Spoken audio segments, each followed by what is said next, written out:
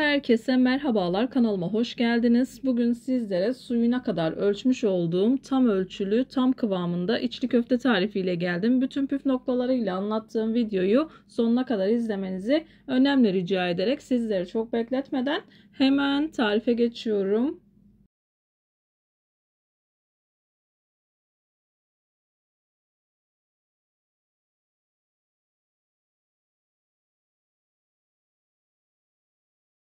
Tarifime ilk olarak iç harcını hazırlamakla başlıyorum. Bunun için 1 kilo kadar kıyma kullandım. Kıymayı kavurduktan sonra 1 yemek kaşığı kadar tereyağı ekleyip kavurmaya devam ediyorum.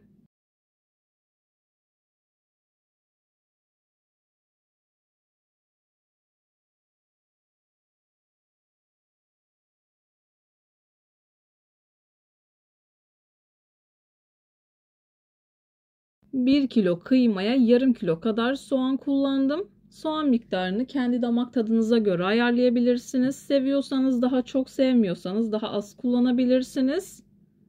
Ben yaklaşık yarım kilo kadar kullandım. Minik minik doğradığım soğanlarımı ekleyip kavurmaya devam ediyorum.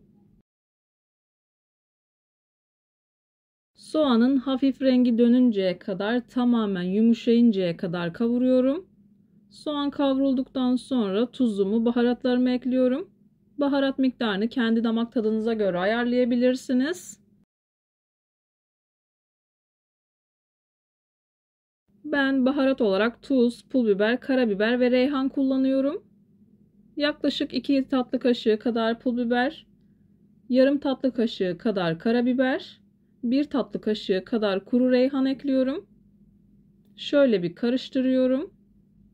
2 dakika kadar daha pişirdikten sonra ocağın altını kapatıyorum. İç harcı ılıdıktan sonra 1 bardak ceviz ekliyorum. Cevizleri ekledikten sonra tamamen soğuması için kenara alıyorum. Dilerseniz bir gece öncesinden de hazırlayabilirsiniz. İçli köftenin dış hamuru için 5 bardak kadar ince bulgur ekliyorum. 2 bardak kitel bulgur ekliyorum. Malzemeler size fazla geliyorsa yarı ölçüden de yapabilirsiniz.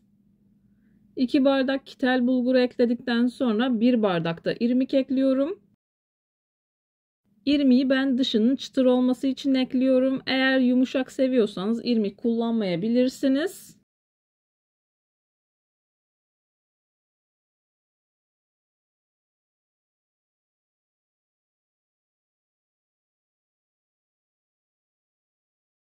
İrmiği ekledikten sonra 1 tatlı kaşığı kadar pul biber, 1,5 tatlı kaşığı kadar da tuzumu ekledikten sonra şöyle bir karıştırıyorum. 3 bardak kadar sıcak su ekliyorum. Suyu kaynattıktan sonra bir 5 dakika kadar bekletiyorum. Daha sonra kullanıyorum.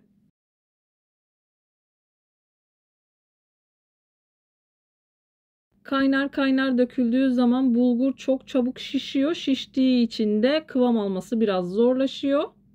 O yüzden ılıktan biraz daha sıcak olacak şekilde kullanırsanız daha iyi oluyor. Şöyle bir karıştırdım. Elimle biraz bastırıyorum. Yaklaşık 1 saat kadar bu şekilde dinlendiriyorum.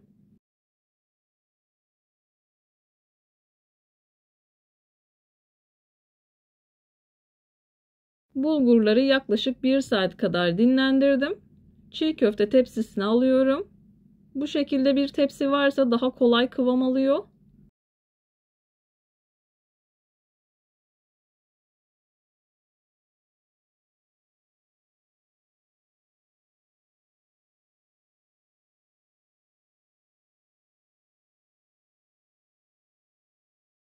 Tam da bu aşamada kapı çalmıştı. Kamerayı kesmeden hemen hızlı bir şekilde devam ediyorum. Gördüğünüz gibi bulgur bu şekilde sertleşti. Bulgurları açıyorum. Açtıktan sonra diğer malzemelerimi ekleyip yoğurmaya başlıyorum. İçli köfte yaparken dikkat etmeniz gereken en önemli nokta, suyu kontrollü bir şekilde eklemeniz gerekiyor. İçli köfte yaparken suyun kıvamı kaçarsa toparlamakta zorluk çekebilirsiniz. Suyu az olduğu zaman azar azar ekleyerek kıvamını bulmak daha kolay oluyor.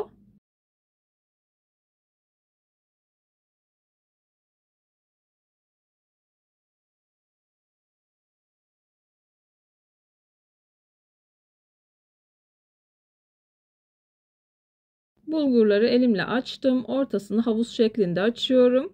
Bir tane yumurta ekledim. İsterseniz 2 tane kullanabilirsiniz. 2 yemek kaşığı kadar salça kullanıyorum. Domates ve biber karışık kullandım. Yaklaşık 1 çay bardağı kadar da un ekliyorum. Malzemeleri bulgura iyice yedirdikten sonra suyu azar azar ekleyerek hamurumu yoğurmaya başlıyorum.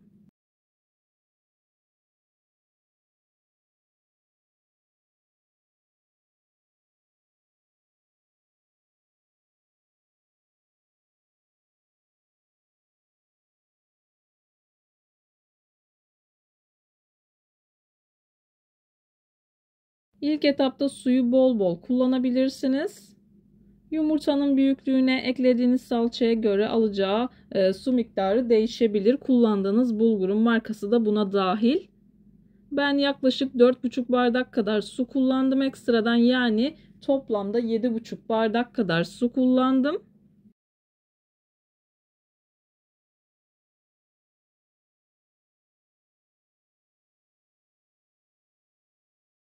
İsterseniz bulguru ıslattığınız zaman biraz daha yumuşak, biraz daha beni yoğurmasın isterseniz yaklaşık bir 4 bardak kadar su ile de ıslatabilirsiniz. Dikkat edin, çok fazla su ile ıslatmayın, sonradan toparlaması zor oluyor. Dediğim gibi bulgurun kıvamına göre alacağı su miktarı değişebilir. Azar azar ekleyerek kıvamını yakalıyorum. Ben yaklaşık yarım saat kadar yoğurdum. Tabi bu sizin bilek gücünüze bağlı.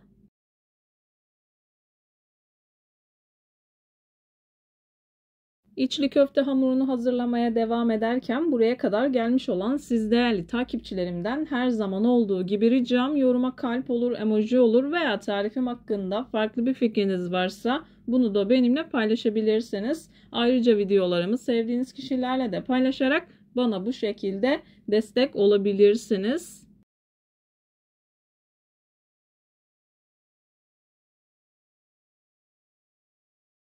Suyu azar azar ekleyerek yoğurmaya devam ediyorum. Bulgur gittikçe yumuşadı. Gördüğünüz gibi yavaş yavaş kıvam alıyor. Tepsiye bu şekilde yapışmaması gerekiyor. Tepsiye yapıştığı zaman kıvamı kaçmış olabiliyor. Eğer kıvamı kaçtıysa elinizde olmayan sebeplerden un ekleyebilirsiniz veya biraz irmik ekleyip toparlayabilirsiniz.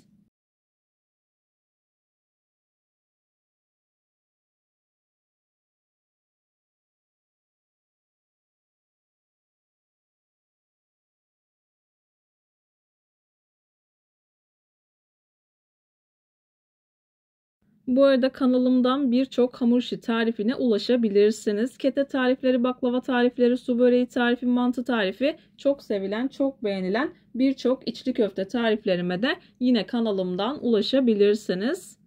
Hamurun kıvamını görüyorsunuz. Gerçekten muhteşem bir hamur oldu. Hamurun üzerini kapatıyorum. İlk etapta sıvı yağ yardımı ile biraz açıyorum. Daha sonra su ile devam ediyorum. Sıvı yağ kullanmak şart değil. Dilerseniz kullanmayabilirsiniz. Çok az sürüyorum. Zaten hepsini hazırlarken toplamda 2 yemek kaşığı kadar sıvı yağ kullandım. Sadece ilk etapta biraz kullanıyorum. Yeteri kadar açtıktan sonra iç harcından koyuyorum. Her bir içli köfteye yaklaşık 1,5 yemek kaşığı kadar iç koyuyorum.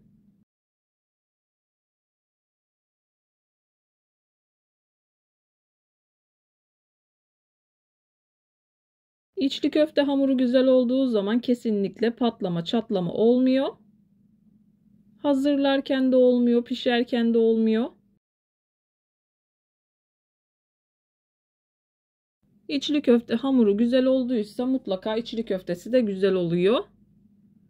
Bu şekilde hazırlamaya devam ediyorum. Meraklısı için ben hazırlamaya devam edeceğim. Eğer isterseniz videonun sonunda kızarmış halini de ekledim. Ev halkı beklemiyor genelde ben içli köfte yaptığım zaman. Hızlı bir şekilde çok az da olsa çektim. Kalanı dondurucuya alacağım. Eğer dondurucuya alacaksanız tepside dondurduktan sonra buzdolabı poşetlerine alıp o şekilde saklayabilirsiniz. Daha sonra kullanacağınız zaman tezgahta bir yarım saat kadar bekletin. Kızgın yağda kızartabilirsiniz.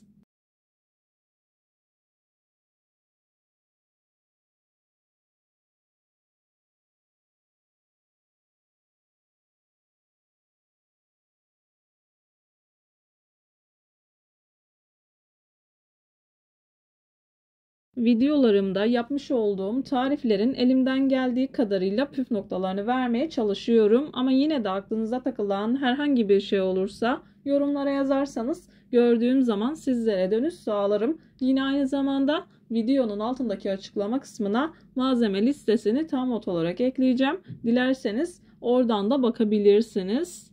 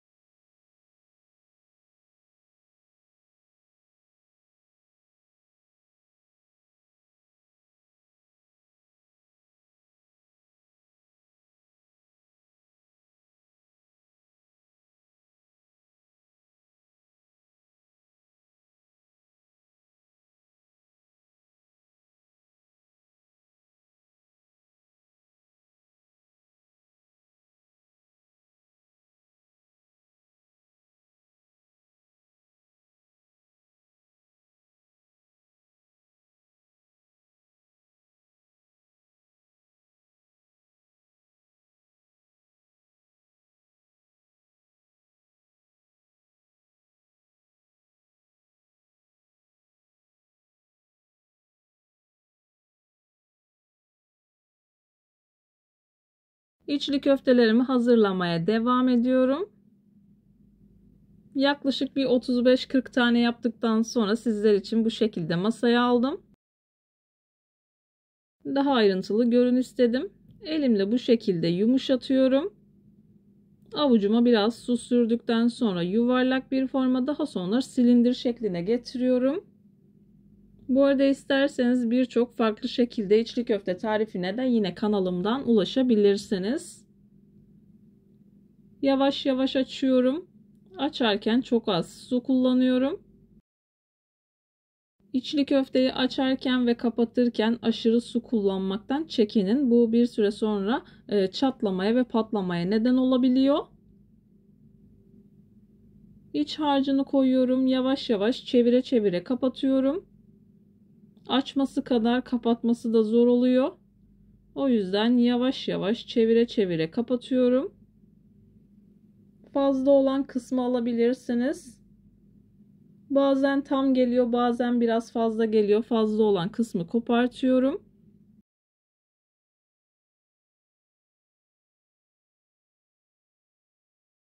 İçli köfte ile ilgili sormak istediğiniz soruları videonun altındaki yorumlar kısmından yazabilirsiniz. Gördüğüm zaman mutlaka dönüş yapıyorum.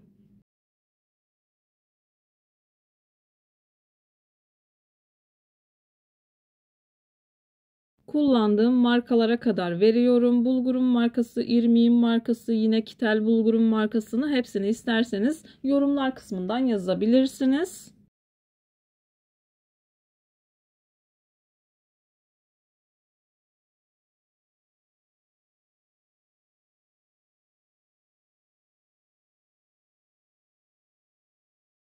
İçli köfteleri hazırladıktan sonra yağ çekmemesi için mutlaka bol ve kızgın yağda kızartmanız gerekiyor.